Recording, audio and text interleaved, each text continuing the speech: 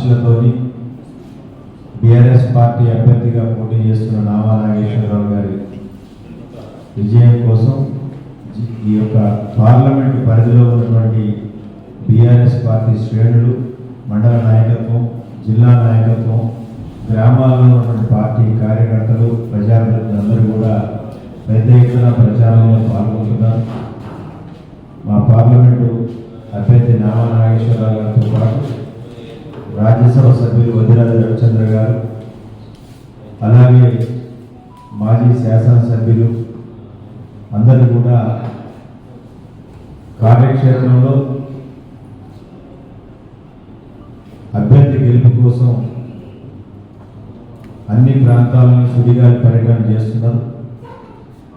కేసీఆర్ గారి యొక్క road show తర్వాత జిల్లాలో రాజకీయ ముఖ చిత్రం మారింది. ప్రజలు కూడా కేసీఆర్ గారు ఇటు ఖమ్మం అటు కొత్తగూడెంలో చేసిన రోడ్ షోలో చేసిన ఉపన్యాసం ప్రజల్ని మరొకసారి ఆలోచన రేకెత్తేలా ఉంది. జిల్లాలో ప్రజలు కూడా నామా గారు ఎన్నికల ప్రచారానికి వెళ్ళినప్పుడు ప్రజల నుంచి అపూర్వమైన స్పందన అనేటువంటిది వస్తుంది. అన్ని కులాల నుంచి,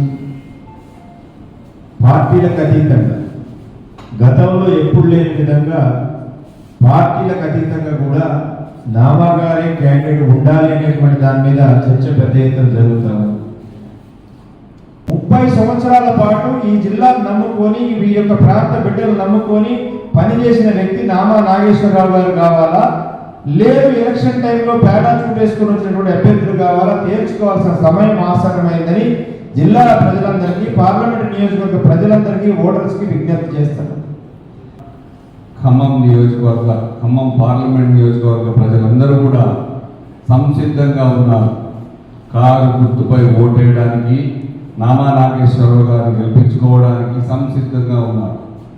కేసీఆర్ గారిని మరొక్కసారి టీఆర్ఎస్ పార్టీని ఈ రాష్ట్రంలో ఖచ్చితంగా కాపాడుకోవాల్సిన ఆవశ్యకత ఖచ్చితంగా ఏర్పడిందని చెప్పేసి తెలంగాణ రాష్ట్రంలో ఉన్న ప్రజలందరూ 17 పార్లమెంట్ నియోజకవర్గాల్లో దాదాపు 12-13 సీట్లు గెలవబోతున్నటువంటి పార్టీ ఏకైక పార్టీ బీఆర్ఎస్ పార్టీ. కేసీఆర్ గారి బస్సు యాత్ర దిగ్విజయంగా చైత్ర యాత్ర కొనసాగుతూనే ఉంది. కేసీఆర్ గారు బస్సు యాత్ర మొదలుపెట్టిన దగ్గర నుంచి బ్రహ్మాండంగా ప్రజలు నీరాజనాలు పలుకుతున్నారు.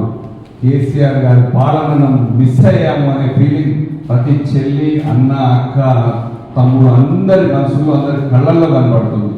బస్సు యాత్ర ముందు పరుగులెత్తుతున్నారు, బ్రహ్మాండం పడుతున్నారు, నీరాజనాలు పలుకుతున్నారు. ఎందుకంటే 10 ఏళ్ల పాలనను చూశారు, 100-150 రోజుల పాలనను చూశారు. ఏదో వస్తుంది, ఏదో అవుతుందని చెప్పేసి ఆశపడి మార్పు వస్తుందని చెప్పేసి మార్పు కోసం ప్రయత్నిస్తే కరెంటు బాయ్, నీళ్లు బాయ్, పంటలు బాయ్, అన్నీ పోయినాయి. ఏ పెన్షన్లు కాదు, తులం బంగారం కాదు, ఏమీ రాకపోయానే దిగ్భ్రాంతిలో ఉన్నటువంటి ప్రజలు ఏమి ఉన్నా లేకున్నా అక్కర్లేదు, కనీసం ఈ పార్లమెంట్ ఎన్నికల్లో మా పార్టీని మేము మళ్ళీ మా కేసీఆర్ గారిని గౌరవించుకుంటాం, కాపాడుకుంటాం, ఖచ్చితంగా కూడా టీఆర్ఎస్ పార్టీకి ఓట్లు వేస్తామని ప్రజలు సిద్ధంగా ఉన్నారు.